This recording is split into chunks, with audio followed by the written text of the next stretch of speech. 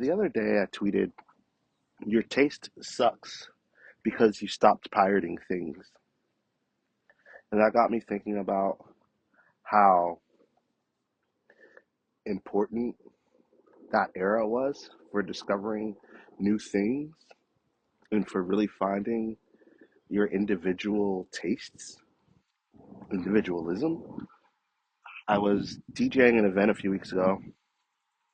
I'd opened up SoulSeek, SoftSeek technically, to download a couple of albums, and it reminded me of how back in the more prominent SoulSeek days, you would download an album from someone, and then you would right click the album and choose to look at all that person's files. And then you would look at all the files they're sharing and download things that you thought were interesting. After you downloaded them, you would then go and listen to the stuff, decide if you like it, learn more about the artist, learn more about adjacent artists. I remember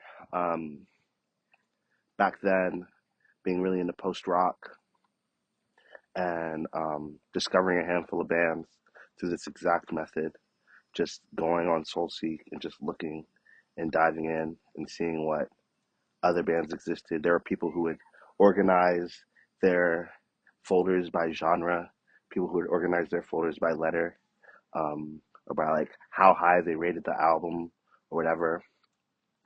I think about like the torrent era where you would like download movies, and I mean all of these things still exist by the way. But I was thinking about when I was torrenting things a lot more.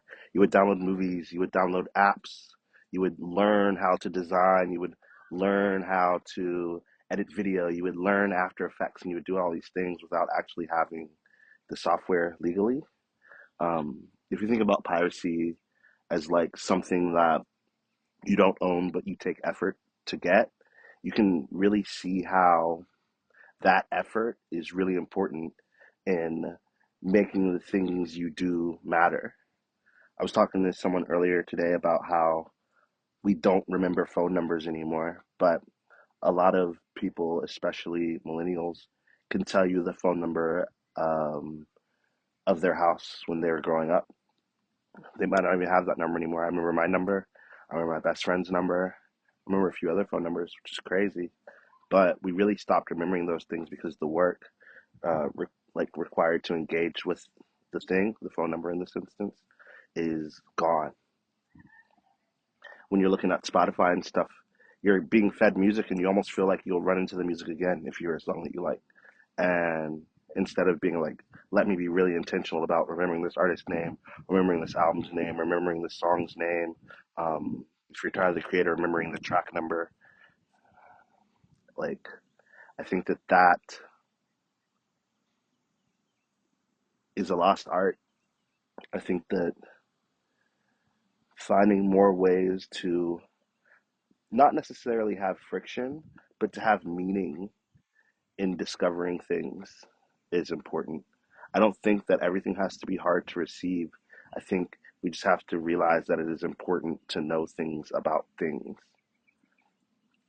I feel like in the AI era, everyone is doing this thing where they think that as soon as AI can sort of do something, that it's killed another person's thing, not realizing that you as an individual is the thing that's going to make whatever AI makes special.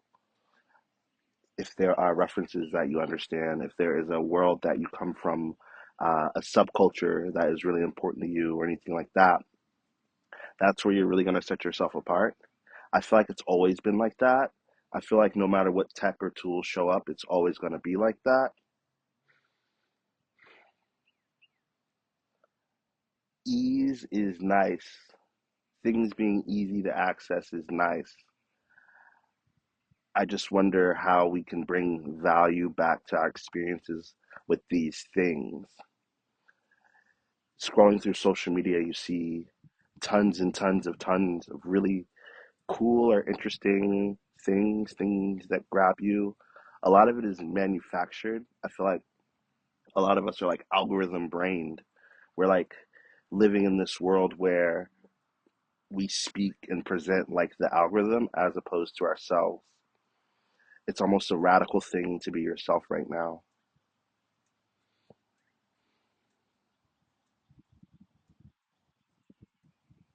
I guess that's it. It's a radical thing to be yourself right now. I'll catch you next week.